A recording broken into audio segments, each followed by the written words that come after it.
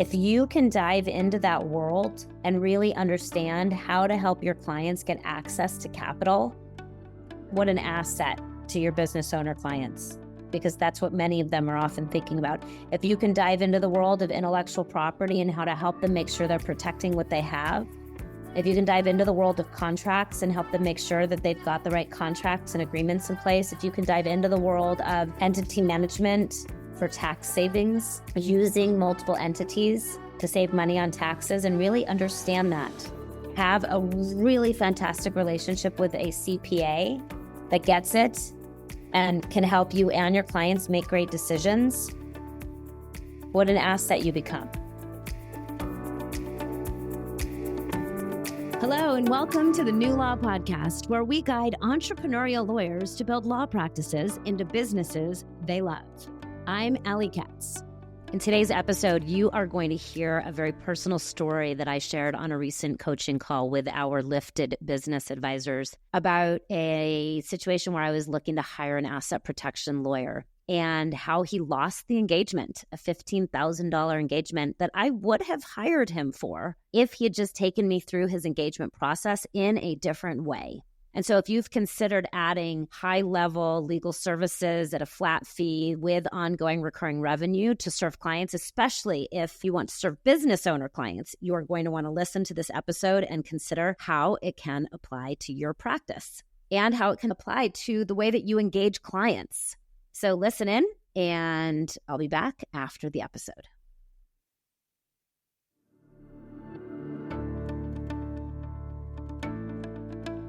"21 years ago today, I gave birth to my son, my youngest child, yes. And that was the beginning of me becoming an entrepreneur in many respects.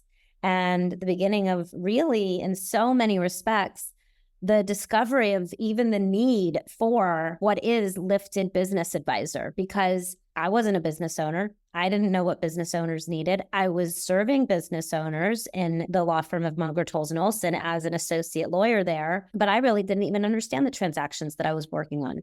I didn't understand why we were doing them. I had some sense that it was about saving Warren Buffett money on his taxes, but I didn't understand how that fit into the bigger picture of anyone's life. And in many respects, it probably didn't, right? These were just like siloed transactions. And in so many respects, it was really the beginning of my journey that would lead to a discovery that there is a new kind of advisor that is needed. And that advisor is a lifted business advisor.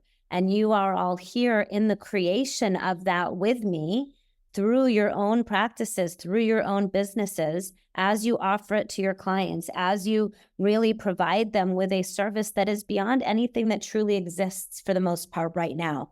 I think we're going to see a lot more of it over the next 5, 10, 20 years.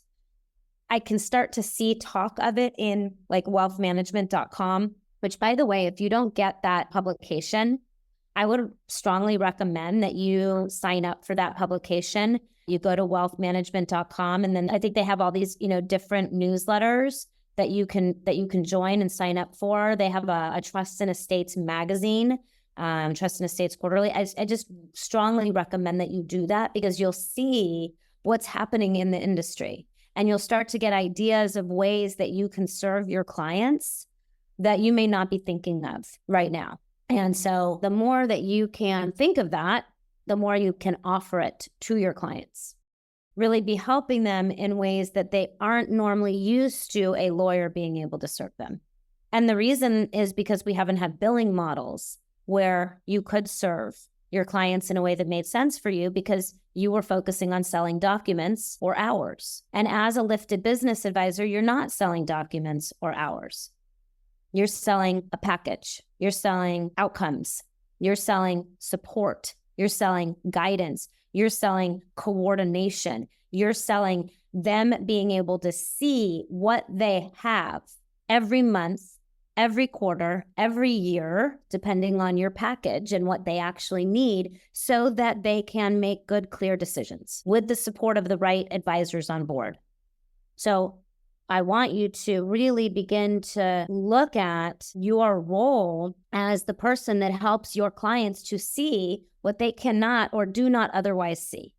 that helps them to ask the questions about the things that they're not currently asking the questions about because nobody's bringing up the questions that are the things that are, frankly, most likely to come up when they become incapacitated or die. Their family really is going to wish somebody had looked at these things with them, but by then it's too late, right? Or as they are thinking about the future of their business.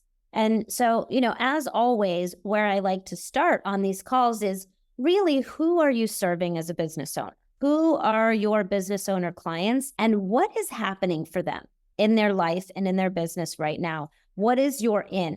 What is your entry point? And I'll tell you about a recent experience that I've had with an asset protection lawyer that almost certainly has lost my business because of how he structures things. I have no doubt that he's an amazing asset protection lawyer. I heard about him because from two places. First of all, he is the kind of the go-to lawyer. So he knows who his clients are. His clients are CEOs of companies, whether they're founder CEOs or hired CEOs. So that's his target market, CEOs of companies. And they did like a strategic partner spotlight. In fact, I'm going to show you this because I think it's really helpful for you to see how he was marketed. So the subject line was live webcast on protecting your assets. I don't know if this goes to everybody opted in or if it goes to everybody that is in their client list. I'm in their client list, so I don't know if it was just for clients or for everybody on their list. Don't let a lawsuit take everything away. The CEO's Guide to Asset Protection. Awesome subject line. Awesome headline. What if one lawsuit took away everything you worked so hard for?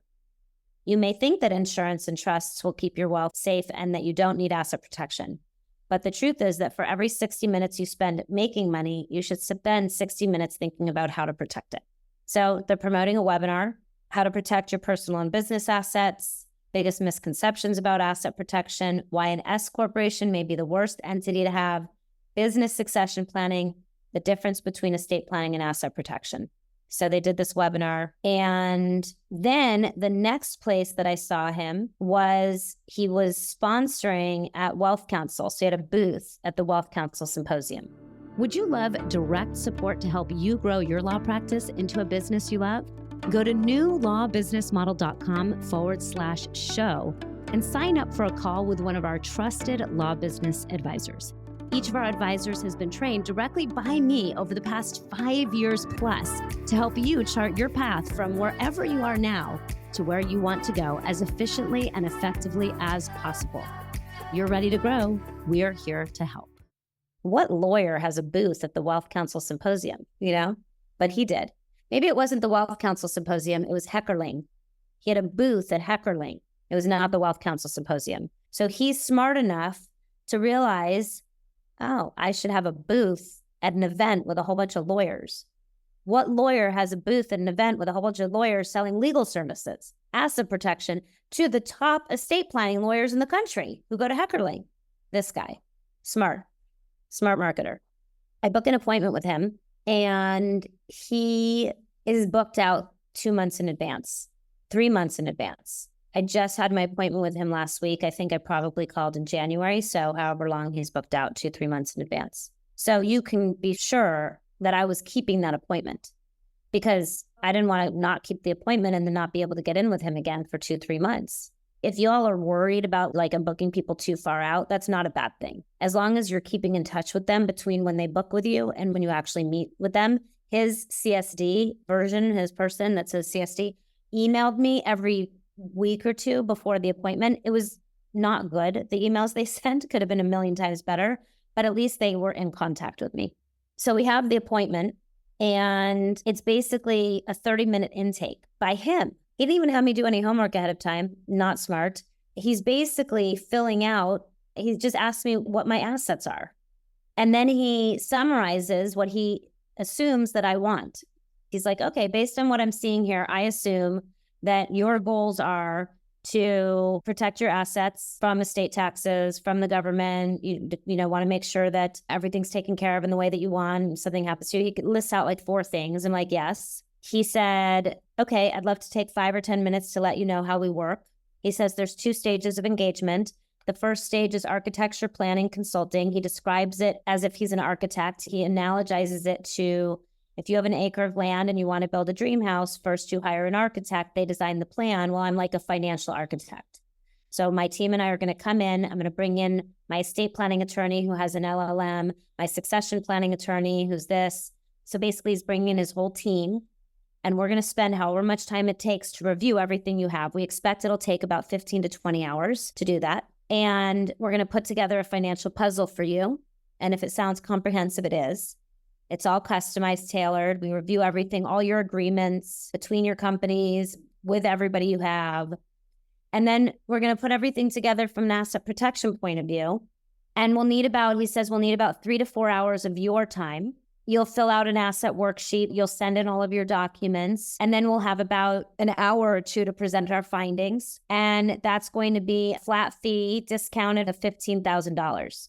He says that's not designed to make any money, but just to make sure that we really have the time we need to really get into everything and look at everything that you have and architect the right plan. And you can expense that from whichever business you want.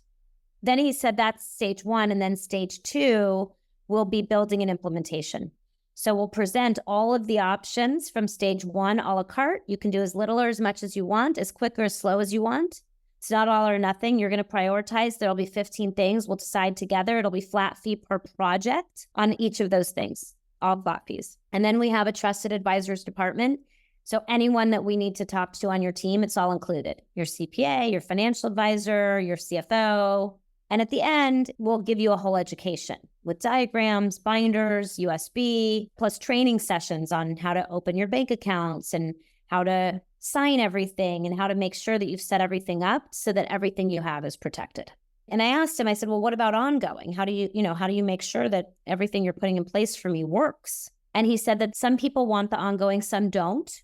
They have concierge management services for anywhere between $3,000 to $5,000 a year up to $35,000 a year. This is Lifted Business Advisors. He's just selling it really poorly, and he's selling it through the front door of asset protection. And he really didn't do a good job of closing the sale. He just said, okay, you understand everything? Yes. Okay, then I'm going to transfer you over to my practice management advisor, and he'll confirm all the information about you and get you scheduled for the first meeting. I said, okay. And he transferred me, but he probably thought he engaged me, but he didn't engage me. I wasn't a yes to the $15,000. I wasn't a yes to working together. But I think that, that happens a lot where the lawyer thinks, oh, this person said yes, but I never said yes. He definitely didn't lock me in. He did do this cool thing where he put me on hold on Zoom, and it played hold music about his firm. And then the practice management person or the client services director picks up. That was pretty cool. It was a little cool thing. It felt like there was a big enterprise. So I liked that. So why I'm sharing all of this with you is that I think you all can do much better by having the systems really structured, where the clients can feel really confident that they're going to be able to rely on you. Because I think that's really what happened for me in the engagement is I felt it was a cookie cutter. I didn't feel as if he was really going to get his arms around my reality and help me to manage my reality from a current asset protection standpoint and then ongoing throughout my life. In fact, if he would have focused on the ongoing up front, instead of me having to ask about it, I probably would have been a yes. If he would have said to me, so for $15,000, we're going to get our arms around everything. We're going to architect the plan. Then we're going to bring it back to you. You're going to have a list of 15 different things that you can do. And then we're going to do those things based on what you choose and in the order you choose. And you're going to pay me $5,000 a month. And we're going to do them over a period of the rest of your life or whatever. And we're going to meet together every month or every quarter, whatever the amount of time was based on what he was charging me. If it was $3,000 a month, maybe it's, somewhere between $3,000 to $5,000 a month. Or if it's $3,000 to $5,000 a year, we're going to meet together once a year, twice a year. If it's $10,000 to $20,000 a year, we're going to meet together once a quarter. If it's $35,000 a year, we're going to be meeting every month. If he would have told me that from the beginning, I would have probably hired him. Okay, great. You're going to be walking through life with me for $3,000 a month. You're going to hold my hand. You're going to look at everything that I have. You're going to make sure I'm making good decisions from an asset protection standpoint, from a contracting standpoint, from an entity management standpoint, making sure that I'm being smart about what I have. But he didn't, right? He presented it as a typical transactional attorney. And I know what's going to happen. Great. Okay, you're going to come in. I'm going to charge you $15,000. You're going to give me a whole list of things to do. Maybe I'm going to do them. Maybe I'm not. And then even if I do them, they're not going to be maintained over time. And I'm going to have to be the one proactively leading the way. I don't want that. I don't want that. And so what I'm giving you all here is another possibility, a way that you can do it differently, a way that you can establish that foundation with your clients where they actually feel held by you to be making really good decisions throughout the life of their business. And bringing in your estate tax person with the LLM and the succession attorney and, maybe the intellectual property lawyer or litigator or any number of other professionals on the dream team, the insurance person that's going to come in for this specialized kind of insurance that you think that they might need, or right, where you are going to bring in the right professionals. Like your role is to hold it and to manage the relationship and to really help the client, the business owner, feel that their own capacity is significantly expanded because their brain and your brain together creates more capacity for them to feel the confidence to do what they need to do. Take on more capital, take on more risk, make bigger investments, grow their business, maybe do things that they didn't even know, right? So I'm just now getting, for example, into the world of funding. Where does money come from to grow businesses? If you can dive into that world and really understand how to help your clients get access to capital, what an asset to your business owner clients, because that's what many of them are often thinking about. If you can dive into the world of intellectual property and how to help them make sure they're protecting what they have, if you can dive into the world of contracts and help them make sure that they've got the right contracts and agreements in place, if you can dive into the world of entity management for tax savings, using multiple entities to save money on taxes and really understand that, have a really fantastic relationship with a CPA that gets it and can help you and your clients make great decisions, what an asset you become.